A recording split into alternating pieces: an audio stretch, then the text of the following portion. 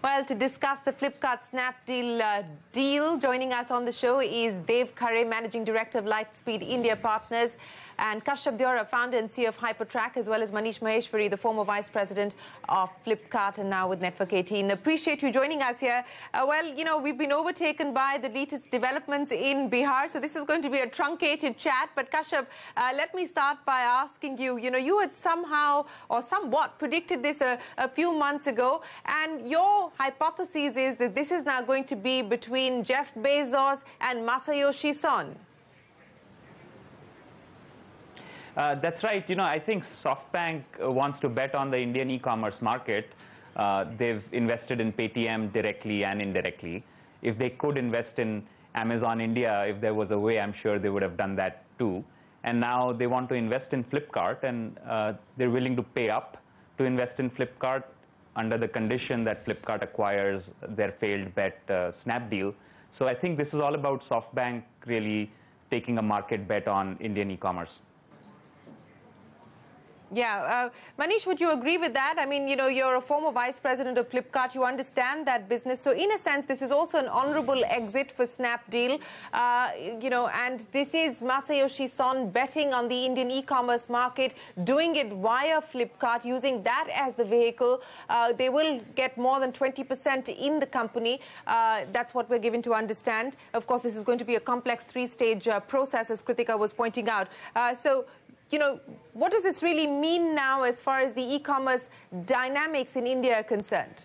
Yeah, so first of all, I agree with Kashyap. So in a way, I think it gives a way for SoftBank to have a stake in the combined entity, which is Flipkart plus Snapdeal and many other things. So that's right. Now, if you look at it, it's also probably the most logical outcome at this stage, because clearly Snapdeal is not going anywhere. And we all know that they have been losing their share. They don't stand a chance against Amazon and Flipkart.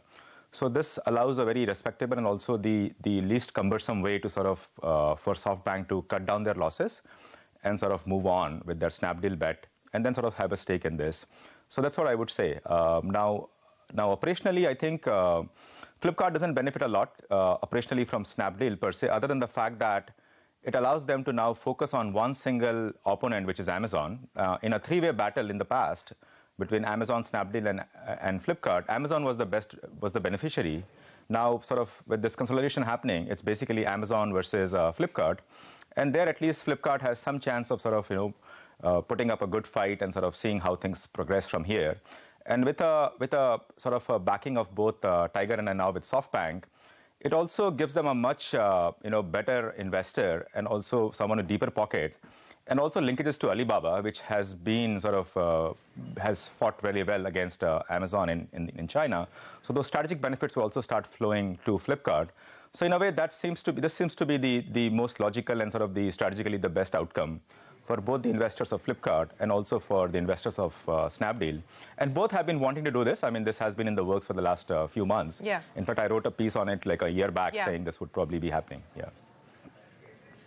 Yes, both you and Kashyap have been talking about this possibility, and now it looks like it is a reality. But Dev Khare, let me get you to comment on what this means for the startup ecosystem in general. There have been many lessons that one can learn from what has happened at Snapdeal, what has happened at Flipkart, now with common investors forcing or forging this new arrangement. What are the lessons to be learned?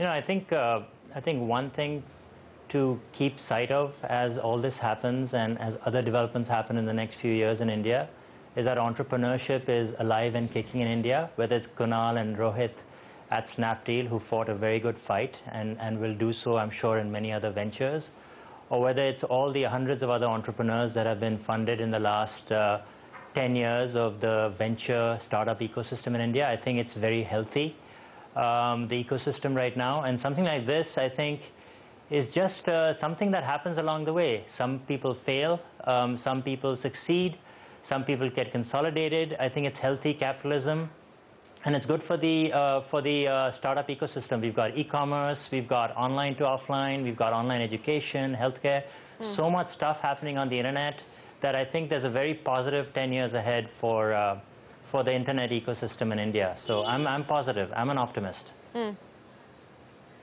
You're an optimist. Gentlemen, as I pointed out, we're totally out of time today because of the developments on the political front, and that's the big story tonight, unfortunately. But let me get wrap-up comments from you. And Kashyap, let me start by asking you, if Snapdeal strategically doesn't bring much to the table as far as Flipkart is concerned, how much stronger does Flipkart emerge from this, from the investment of SoftBank, in order to be able to take on Bezos and Amazon?